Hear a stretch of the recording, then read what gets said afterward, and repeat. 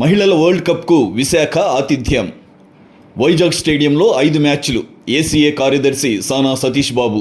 Andhra cricket association ACA ఆధ్వర్యంలో తొలిసారిగా మహిళల వరల్డ్ కప్ క్రికెట్ టోర్నమెంట్కు విశాఖపట్నం ఆతిథ్యం ఇవ్వబోతోంది.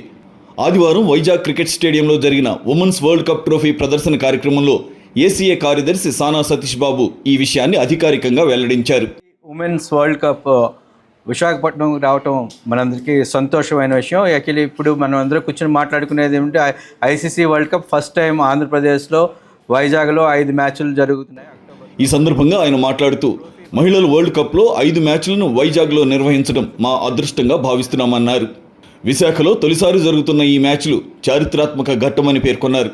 ఇటీవల జరిగిన breaking boundaries with Nara Lokesh కార్యక్రమం రాష్ట్ర క్రీడాభివృద్ధి పట్ల చూపుతున్న నిబద్ధతకు నిదర్శనమని చెప్పారు.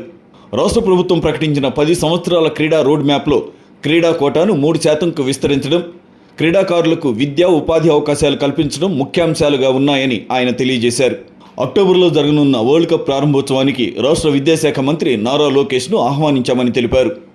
మిథాలీ రాజ్ మెంటార్గా రాబోయే సెంటర్స్ ఆఫ్ ఎక్సలెన్స్తో కలిసి గ్రామీణ పాఠశాల స్థాయి ఆటగాళ్లకు అంతర్జాతీయ స్థాయి అవకాశాలు సిద్ధమవుతాయని అన్నారు. మహిళల వరల్డ్ కప్ కేవలం ఒక టోర్నమెంట్ మాత్రమే కాదు, ఇది ఆంధ్రప్రదేశ్ క్రీడా పునరుజ్జీవనానికి సంకేతం. విశాఖ ఈవెంట్ ద్వారా క్రీడా పర్యాటకం, ఉపాధి, మహిళా క్రీడాకారుల అభివృద్ధికి కొత్త దారులు తెరుస్తుందని ఆయన స్పష్టం చేశారు.